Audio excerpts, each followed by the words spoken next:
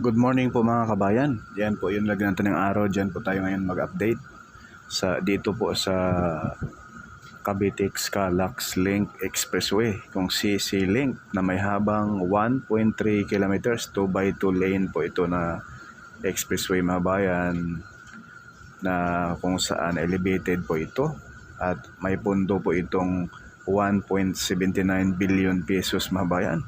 Napakabilis pala ito ginawa ng EEI mga bayan. Ito ay noong year na 2024 start ang pag-construction, na kung saan sa ngayon ay yung parte sa EEI na ginagawa nila ay tapos na. Kaso yung kasunod na area sa may barangay Tuklong ay iba yung kontraktor. Pero yung portion ng EEI ang nagtrabaho ay tapos na, may ano na siya, may ilaw na at may barrier na. Grabe, napakabilis gumawa ang EEI, no? Eksperto sa mga skyway. So ngayon mga bayan, dito sa portion ng barangay Tuklong ay full blast pa rin po yung paggawa. Hindi po EEI ang gumawa mga kabayan, no? Iba pong kontraktor rito. Pero napaka pulido rin po gumawa mga bayan. Talagang sobrang solid. Ito na po mga bayan yung ground shot natin, yung drone shot natin. So ipakita ko sa inyo mga bayan yung portion rito sa area ng patawid rito sa may Centennial Road, no? Ayan, hindi ko po alam mga bayan kung ito pong portion na ito ay sakop pa sa barangay Tuklong, Kawit, Cavite, no?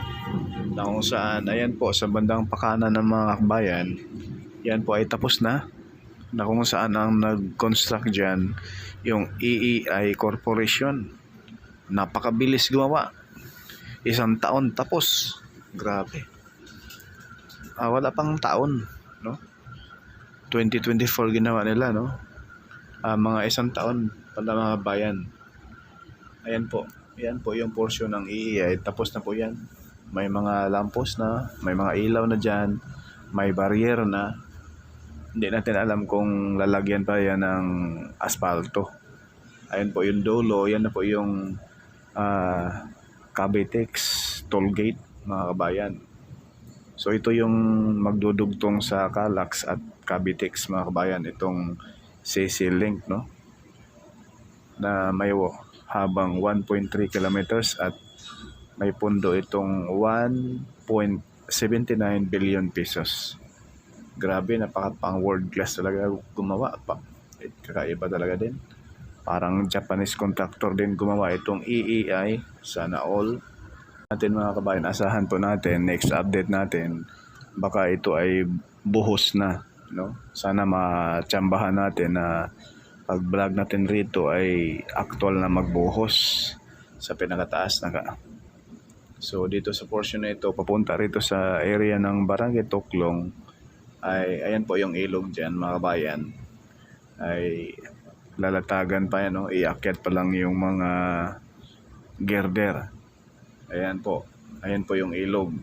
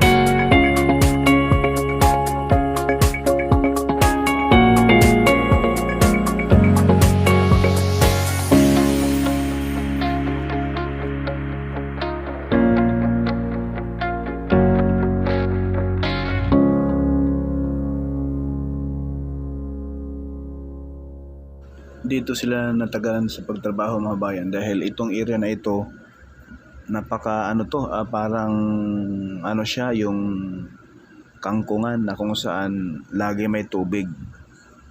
At yung area na yan dyan mga bayan, malambot sobra. At yung ilog dyan, parang ano siya, yung palayan, no?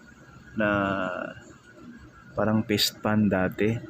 Ayan, so ngayon tinambakan nila ang lupa, kaya dyan sila medyo na tagalan sa pagtambak ng lupa.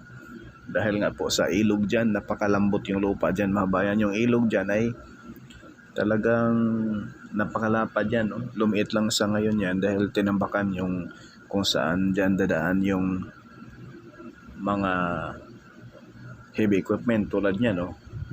Yan. Pero temporary lang yan. Pag matapos na po yan, itong expressway na ito, itong skyway na ito, babaklasin yan ulit yung mga lupa na yan. Ayan po yung mga heavy equipment. Dyan po sila ngayon lalagay, no? Dyan nila nilalagay yung mga gamit, yung mga set pile, no?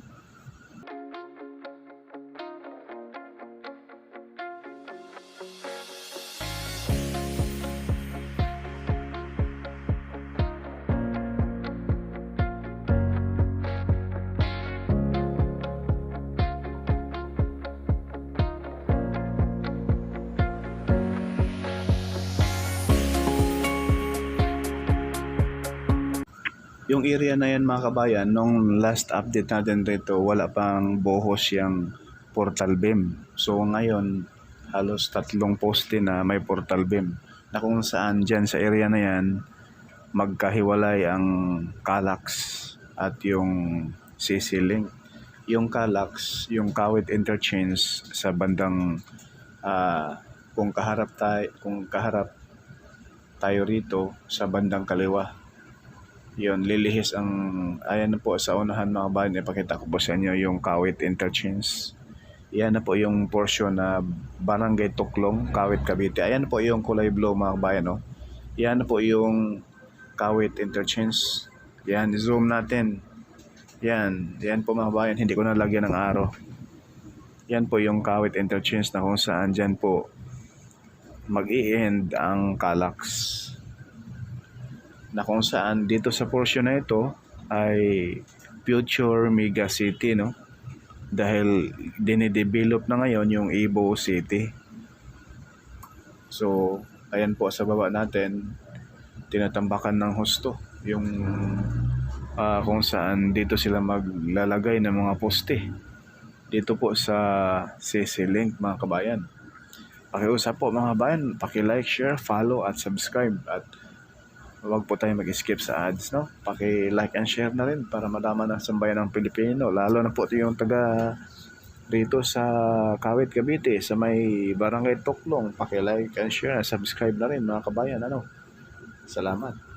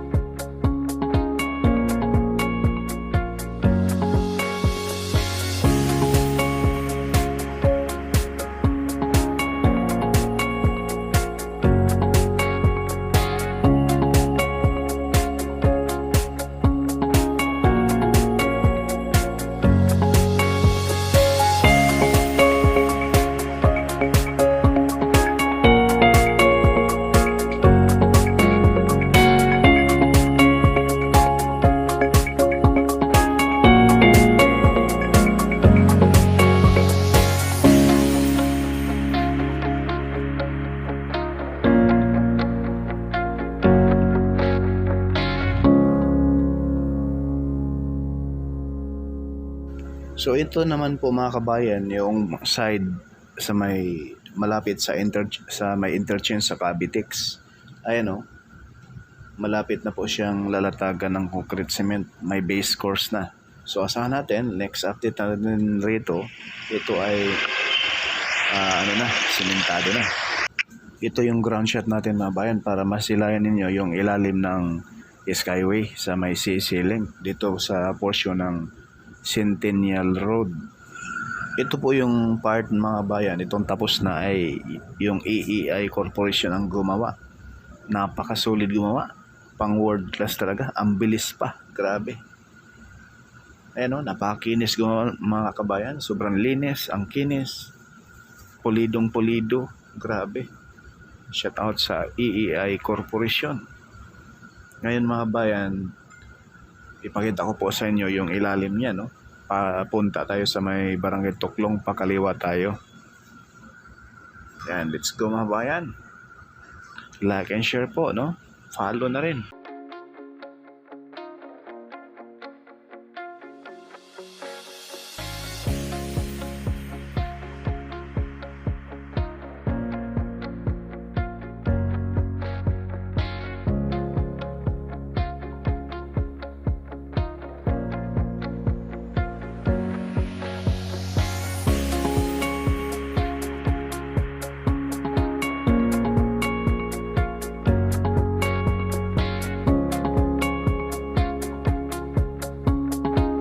So yan lang po muna mga kabayan yung ating latest update rito sa CC Link, no?